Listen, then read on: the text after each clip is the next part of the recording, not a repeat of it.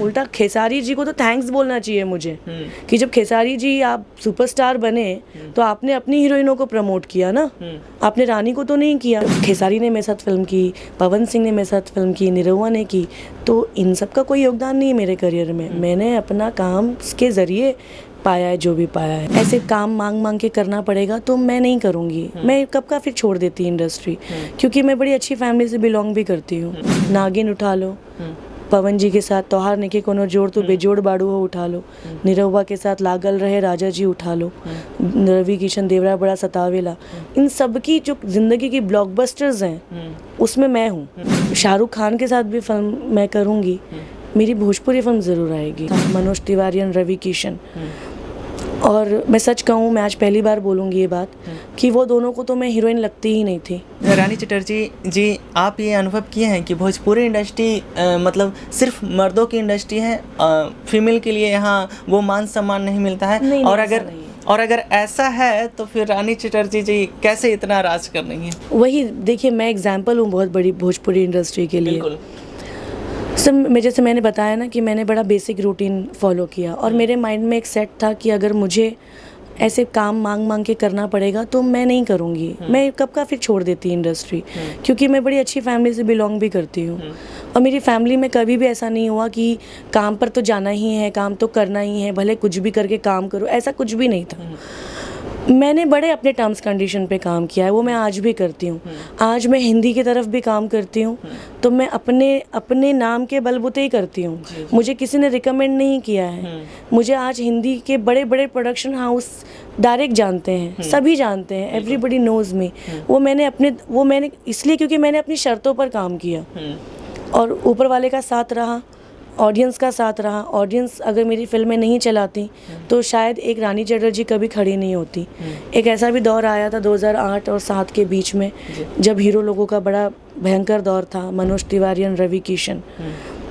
और मैं सच कहूँ, मैं आज पहली बार बोलूँगी ये बात कि वो दोनों को तो मैं हीरोइन लगती ही नहीं थी।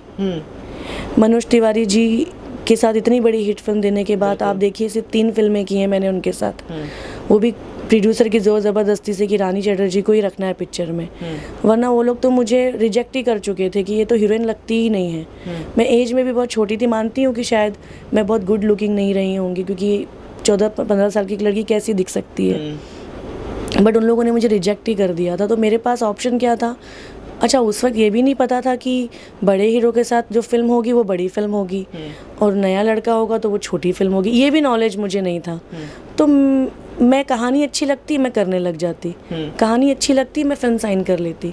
अब जब ये दोनों इस तरह से रिजेक्ट कर दिए मुझे, और इन लोगों ने बहुत बड़ी बड़ी हीरोइनों के साथ काम किया उस वक्त, भाग्यश्री, नगमा, रंभा, ऐसी बड़ी बड़ी हीरोइनें जो मतलब मैं कहीं टिकती भी नहीं हूँ उनके सामने, क्योंकि वो बहुत सीनियर एक्ट्रेसेस हैं। लेकिन जब छोटी छोटी फिल्में मैंने की, खैर मैं छोटी फिल्म नहीं बोलूँगी, जो कम बजट की फिल्में होती थी, जो ये लोग कहते हैं छोटी फिल्म, उन फिल्मों से जो मुझे कॉन्फिडेंस मेरा बना, और मुझे एक चीज़ समझ में आई, जब मेरी उन फिल्मों को भी लोग पसंद करने लगे तो मुझे एक चीज़ समझ आ गई थी कि पब्लिक को फिल्म अच्छी लगनी चाहिए जी, पब्लिक को कहानी अच्छी लगनी चाहिए।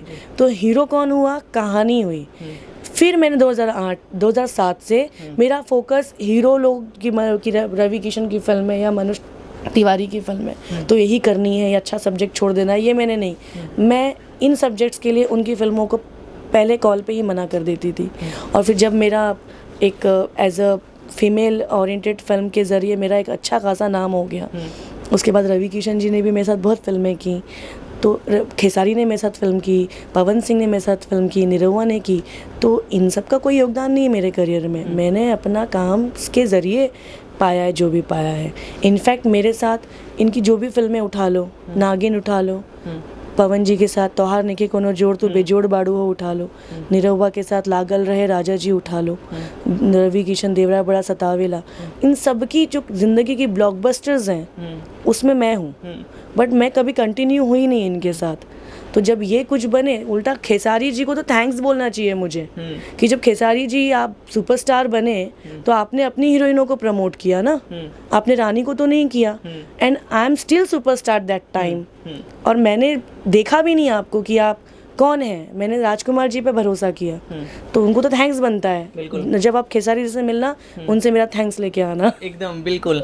और सच में मतलब कि मैं क्या बोलूं, पूरा जग जाहिर है कि रानी चटर्जी जी भोजपुरी की ऐसी इकलौती अभिनेत्री हैं जो उनके दम पे फिल्म हिट हो जाती है। कहानी कैसी भी हो, रानी नज़र आ गई। और जहाँ तक मेरा मानना है, देवरा बड़ा सतावला का जिक्र किया आपने, नागिन का जिक्र किया, तो उसमें दर्शक का ये डिमांड नहीं रहता था कि उसमें खेसारी जी दिखेंगे या रवि किशन दिखेंगे, उसमें ये डिमांड रहता था कि अरे रानी चटर्जी जी दिखेंगी उसमें। तो मायने बड़ी बात ये है। अच्छा, एक और एक चीज़ उस वक्त होती थी कि मैं रोमांटिक फिल्म भी, मेरा टारगेट होता था कि 2 एक्शन आए तो 2 रोमांटिक फिल्में भी आए, क्योंकि एक जोनर में मुझे नहीं फंसना था एज एन एक्टर। तो जब मैं रोमांटिक फिल्म साइन करती, मैंने एक फिल्म साइन की थी खेसारी जी के साथ, जानम, नागिन के बाद, वो भी प्रोड्यूसर के कहने पे, खेसारी जी का उसमें कोई योगदान नहीं था।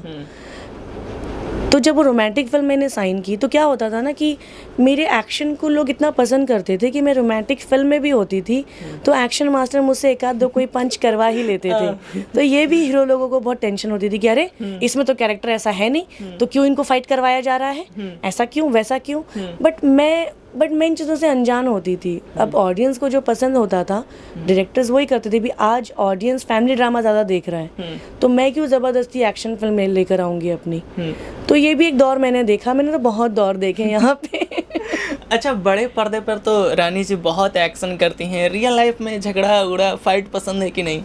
नहीं, मुझे रियल लाइफ में फ़ाइट पसंद नहीं है, लेकिन शायद लोग मुझे कहते हैं कि मैं बड़ा ही स्ट्रिक्ट नेचर की गर्ल हूँ, तो मेरे से वैसे भी कोई पंगा नहीं लेता है आके।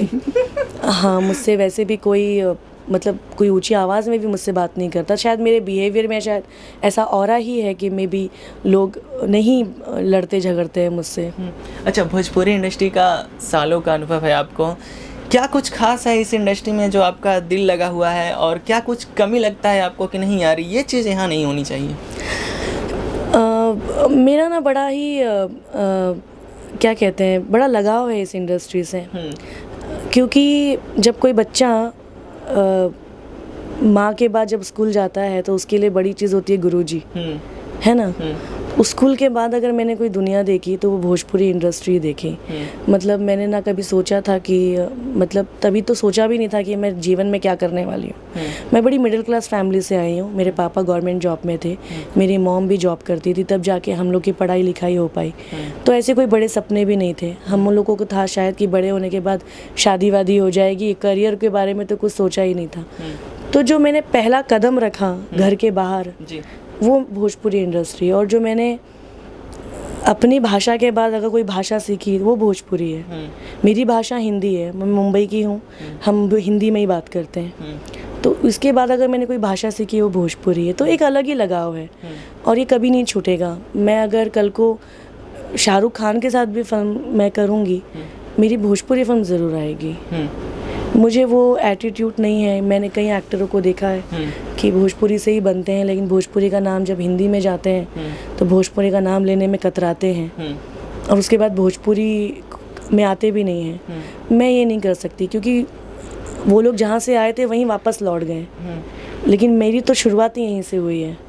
अब जितने भी एक्टर हैं, हमारे रवि किशन हैं, मोनालिसा हैं, ये लोग सब हिंदी करके आए थे, फिर भोजपुरी में स्टार बने, फिर वापस वहीं चले गए। ठीक है, बट मेरी शुरुआत ही यहीं से है, तो ये लगाव तो कभी नहीं छूटेगा।